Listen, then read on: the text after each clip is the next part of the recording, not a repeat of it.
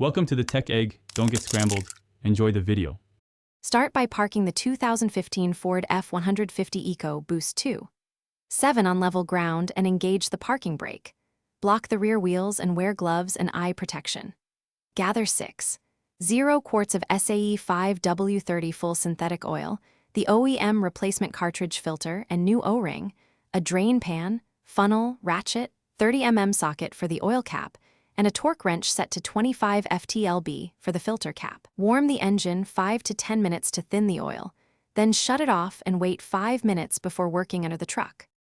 With the engine off and warmed slightly, remove the oil fill cap to vent the system. Position a drain pan under the oil pan, then use a 21 mm or 13/16 socket to remove the drain plug and let oil drain fully.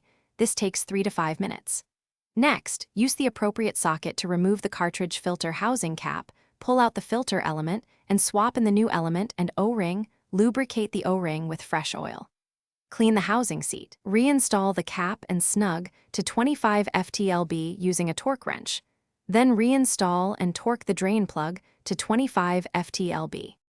Lower the truck if you raised it, then refill the engine through the oil filler with 0 quarts of SAE 5W30 full synthetic oil, pouring slowly and checking the dipstick as you approach full. Start the engine for 30-60 seconds, watch for dashboard oil light, and inspect the drain plug and filter housing for leaks. Shut off the engine, wait 2 minutes, then recheck the dipstick and add small amounts to reach the full mark. Properly recycle used oil and the old filter at a certified center. And note the service date, mileage, and oil type for maintenance records. Thanks for watching. Consider subscribing if I helped unscramble your problems.